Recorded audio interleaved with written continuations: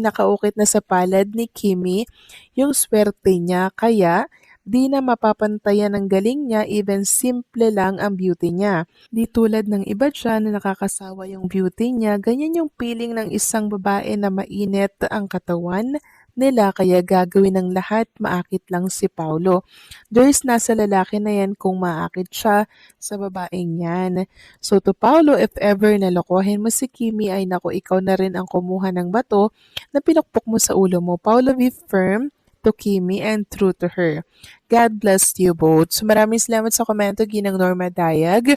Huwag kayong mag-alala, no? Dahil hindi po yun gagawin ni Paolo Avellino. Si Paolo na po mismo ang nagsabi sa isang interview via Zoom na siya na po yung naawa sa mga babaeng nagpapakita po ng motibo, nagsisend mga picture, or a video na kung saan mga nakahubad, mga kakimpaw, 'di ba? So naawa daw si Paolo Avellino sa mga ganyang babae. So doon pa lang nakita na po natin mga kakimpaw na very gentleman talaga ni Paolo at hindi siya mangloloko ng taong karelasyon niya. At wala pa po akong nababalita mga kakimpaw na niloko ni Paolo Avellino at nakipagrelasyon sa iba habang may karelasyon pa.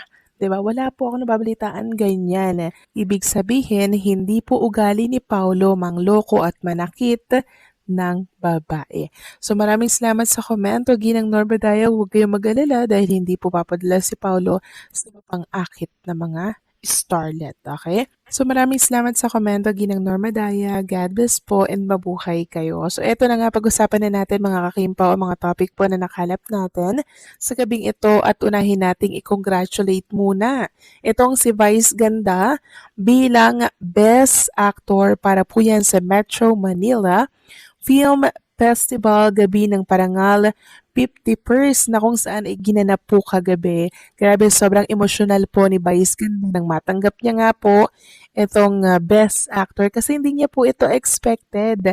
Sabi niya nga finally na-notice or na-recognize din po siya. At alam kong maging si Kim and si Paolo proud na proud kay Meme Vice. Samantalang, ano po ang inyong wish for Kim Pao this 2026? Meron ba kayong mga kahilingan? Kasi sa Karen Chua, meron na pong wishlist for Kim Pao. Sabi niya more movies, series, show, endorsement, and sensible fans. Tapos less or non-existent toxic fans, boastful, entitled, jealous, malicious, and obsessive types, bullies, hate instigators, war freaks. Kayo ba mga kakimpaw, ano po ang inyong wish kay Kim and Paolo Avellino? I-comment nyo po yan sa baba, okay? Samantalang may katanungan si Blue Jean. Sabi niya, what's your fave Kim Pao project and why? Because I honestly can't decide. So nagpaboto siya dyan and alam nyo ang may pinakamataas po na boto ang What Song with Secretary Kim na pumalo po sa 72% ang nakuha. Pumangalawa po ang Di Alibay, pangatlo ang Linlang at pang-apat ang My Love Will Make You Disappear. Samantalang pinagtanggol naman po si Paolo Avellino mga kakimpaw ng ibang mga Kim Pao fans na kung saan di ba sinasabing si Paolo daw po ginagamit lang si Chinita Princess para kumita. So ito yung sabi ni 2FTN. Sabi niya, PA is a self-made actor. Tumutukol kay Paolo Avellino. Made actors spanning almost 2 decades of making a name in the industry. It's offensive to say that he is using K for money. The guy is just earning a living and get bashed. Why would not Kim and Paolo be happy? 2025 has been a successful run for them in film, series, endorsement, appearance, and tours. They have had the busiest 12 months. I only work 4 days over 50 weeks.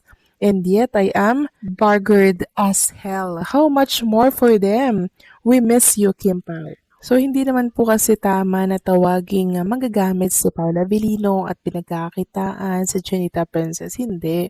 Dahil si Paula Avellino, matagal na po yan dito sa showbiz, 'di ba? Nag-boom lang talaga yung karera niya nung pinartner siya kay Chinita Princess at marami po niyang business kaya hindi po deserve ni Paolo na tawaging ganyan or mabansagan po na ganyan kasi hindi po yun totoo. 'Di ba? Mga bashers talaga. Samantalang sa good news naman tayo mga kakimpaw, i-congratulate naman natin si Kim Chiu dahil pasok po siya sa top 100 most beautiful faces for 2025. Para po yan sa most beautiful faces sa 2025. And kung gusto ko lang pong i-congratulate si Chinita Princess kasi talaga namang natatangi ang kanyang ganda. Kaya naman i-congratulate natin si Kim Chiu mga kakimpaw. Totoo naman, kahit simple lang ang beauty ni Kim Chiu, may ibang dating talaga na hindi kayang pantayan. Hindi lang kasi panlabas ang pinapakita niya, may natural charm, kabaitan at authenticity na ramdam ng tao. Hindi siya yung tipong kailangang bongga palagi ang ayos para mapansin. Kahit nakasimple outfit, walang makeup o light lang, lutang pa rin ang ganda niya. Dagdag pa riyan ang ngiti, galaw at aura na very genuine, parang ang dali niyang mahalin bilang artista at bilang tao. At siguro isa rin sa dahilan kung bakit sinasabi ng marami na di kayang pantayan ang beauty niya ay dahil consistent siya. Hindi pilit, hindi pa show off, at hindi nawawala ang pagiging grounded kahit sobrang tagal na niya sa industriya. Sa madaling sabi, hindi lang siya maganda sa mata, maganda rin sa puso at ugali. At yun ang klase ng ganda na talagang bihira at mahirap tapatan. Ang masasabi ko sa balitang ito ay hindi lang ito simpleng papuri, kundi refleksyon ng kung paano talaga nakikikita at nararamdaman ng publiko si Kim Chiu bilang isang artista at bilang tao. Una sa lahat, malinaw na ang pinupunto ng balita ay hindi lang pisikal na ganda. Kapag sinasabi ng marami na kahit simple lang ang beauty ni Kim Chiu di kayang pantayan, ang ibig sabihin nito ay may kabuuang package siya. Natural na itsura, maayos na ugali at positibong aura. Sa panahon ngayon na uso ang bonggang ayos at matitinding transformation, si Kim ay nananatiling relatable at totoo. Kaya mas lalong humahanga ang mga tao. Ikalawa, makikita rin dito kung gaano kalakas ang emotional connection niya sa fans. Marami ang sumusubaybay kay Kim, hindi lang dahil maganda siya, kundi dahil nakikita nila ang sarili nila sa kanya. Masipag, humble, marunong tumanaw ng utang na loob, at hindi kinakalimutan ang pinanggalingan. Kaya kahit simple ang itsura niya sa mga photos o public appearances, mas nagiging makapangyarihan ang dating. Ikatlo, ang ganitong balita ay patunay na timeless ang appeal ni Kim Chiu. Hindi siya umaasa sa trends, bagkus siya mismo ang nagiging inspirasyon. Habang tumatagal, mas nakikita ng tao ang lalim ng kanyang personalidad mula sa kanyang professionalism, pakikitungo sa co-stars, hanggang sa respeto niya sa fans. Kaya nagiging mas buo ang konsepto ng kanyang ganda. Sa kabuuan, ang balitang ito ay positibo at makabuluhan. Ipinapakita nito na sa mata ng publiko, si Kim Chiu ay hindi lang basta maganda. Siya ay magandang halimbawa. At ang ganitong klaseng ganda, talaga namang mahirap pantayan at hindi kumukupas. Ang balitang ito tungkol kay Kim Chiu ay isang malinaw na pagpapatunay na ang tunay na ganda ay hindi lamang nakabase sa panlabas na anyo, kundi sa kabuuang aura at personalidad ng isang tao. Kahit na simple lang ang hitsura niya, hindi over the top ang makeup, hindi sobrang glamorous ang outfit, ramdam pa rin ng lahat ang kanyang natural charm at presence. Iba talaga ang dating niya. Hindi lang siya maganda sa mata kundi kaakit-akit din ang kanyang karakter at paraan ng pakikitungo sa tao. Isa sa mga dahilan kung bakit sinasabi ng marami na di kayang pantayan ang kanyang beauty ay dahil authentic siya. Hindi siya yung tipong nagbabago-bago para lang sa imahe. Nananatili siyang to the point at grounded. Kaya kahit simpleng style lang, parang may glow na hindi pwedeng ipaliwanag. Ang ngiti niya, ang simpleng kilos niya, pati ang aura niya sa mga fans at co-stars, lahat ay nagko-contribute sa kung bakit siya nagiging kahanga-hanga sa mata ng publiko. Bukod pa riyan, ang balita ay nagpapakita rin ng malalim na koneksyon ni Kim sa kanyang fans. Hindi lang siya sinisimple ang hitsura, kundi pinapakita rin niya na ang tunay na ganda ay nagmumula sa loob, sa pagiging mabait, approachable at genuine. Maraming tao ang na-appreciate yon. Kaya kahit simple lang ang pagpapakita niya, ramdam ang impact. Sa kabuuan, ang balitang ito ay hindi lang papuri sa pisikal na ganda ni Kim Chiu, kundi isang pagkilala rin sa kanyang kabuuang pagkatao, isang tao na timeless, consistent at tunay na kahanga-hanga. Ito rin ay paalala sa lahat ng simplicity ay may sariling klase ng kagandahan na mahirap pantayan. Marami pang pwedeng idagdag sa balitang ito para mas malinaw ang significance nito. 1. Timeless appeal ni Kim Chiu. Ang ganda ni Kim ay hindi nakadepende sa trends o sa kasikatan sa social media. Kahit lumipas ang panahon, ramdam pa rin ng mga tao ang kanyang presence. Ang simplicity niya ay nagiging signature charm na tumatagal sa puso ng mga fans. 2. Influence beyond looks. Hindi lang pisikal ang impact niya. Dahil sa kanyang pagiging humble, approachable, at professional, maraming tao ang humahanga sa kanya. Ang balita ay pwede ring mag-highlight na ang kabuuang personalidad ni Kim Chiu ang dahilan kung bakit di kayang pantayan ang kanyang beauty. 3. Emotional connection sa fans. Ipinapakita rin ng balita na kahit simpleng itsura, nagagawa niyang magbigay ng kasiyahan at inspirasyon sa kanyang followers. Maraming fans ang nakaka-relate sa kanya at nakikita ang sarili nila sa kanyang simplicity at authenticity. 4. Empowerment through simplicity. Ang simpleng beauty ni Kim ay nagiging mensahe rin sa publiko na hindi kailangan ng labis na perfection o glamour para maging kaakit-akit o mahalin. Ito ay isang uri ng empowerment, lalo na sa kabataan, na magustuhan ang sarili kahit simple lang. 5. Cultural impact.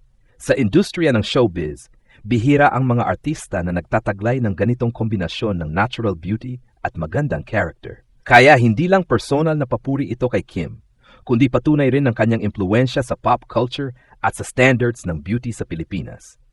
Sa madaling sabi, pwede nating sabihin na ang balitang ito ay hindi lang simpleng puna sa hitsura ni Kim Chiu, kundi isang pagkilala sa kabuuang aura, personalidad at inspirasyon na hatid niya sa mga tao.